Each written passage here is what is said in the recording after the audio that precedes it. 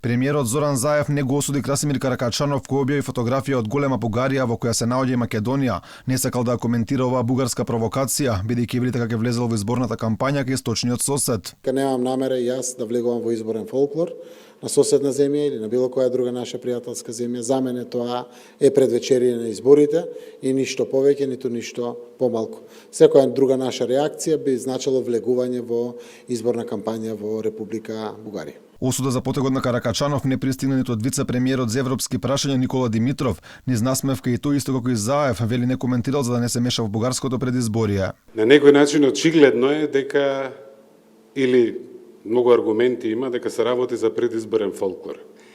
И колку поголема реакција ова предизвика кај нас на македонскава страна, толку поголем ефект може би ќе има, може и тоа било идејата, не знам што е. Важно е да сме внимателни и во тоа што го зборуваме, и во тоа што го објавуваме на социјалните медиуми. Единствено од невисоките државни функционери реагираше првиот човек на државата Стево Пендаровски. Од неговиот кабинет велат дека ваквите потези од Софија го прекршуваат договорот за добрососедство. Председателот Пендаровски во однос на ваквите изјави кои доаѓаат од Софија секогаш укажувал дека представуваат отворено кршење на договорот за добрососедство и ја поткопуваат довербата меѓу двете земји и народи. Министерот за одбрана кај источниот сосед Красимир Каракачанов со карта од Сан-Стефанска Бугарија, во чии граници влегува и Македонија, упати честитка за 8 март со порака која вели традиции, семејство и честност, Бугарија над се.